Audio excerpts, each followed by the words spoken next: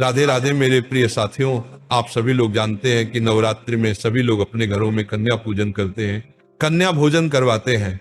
और हमारी वार्तालाप में अक्सर इस प्रश्न के बारे में पूछा जाता है कि कन्या पूजन हमें कब करनी चाहिए, कितनी कन्याओं को बुलाना चाहिए, कितने साल की कन्याएं बुलानी चाहिए, उनका क्या खिलाएं और भेंट में क्या देना चाहिए, कन्या पूजन कैसे करना चाहिए। सारी अद्भुत जानकारी आपको इस वीडियो में हम देने वाले हैं।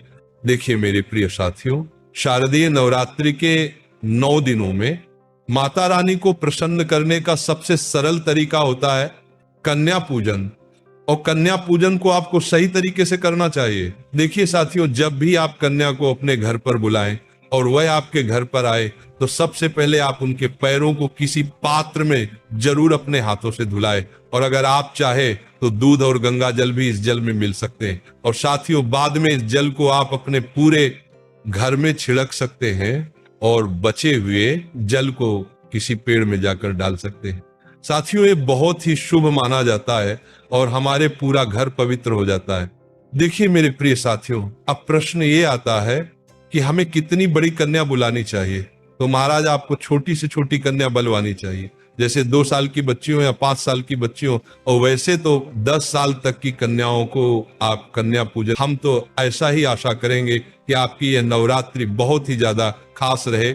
मेरे प्रिय साथियों का आखिरी में ये प्रश्न आता है कि हमें कन्या पूजन कब करना चाहिए। तो देखिए साथियों, विशेष रूप से नवरात्रि के 9 दिनों में से आप किसी भी एक दिन कन्या पूजन करवा सकते हैं, आपको पूरा फल मिलेगा। पर कन्याओं का पूजन करने का नवरात्रि में 2 दिन बहुत बड़े माने जाते हैं, अष्टमी और नवमी तिथि, क्योंकि इसी दिन लोगों के घरों में अष्टमी और नवमी पूजी जाती है। और ज्यादातर लोग अष्टमी के दिन ही कन्या पूजन करवाते हैं।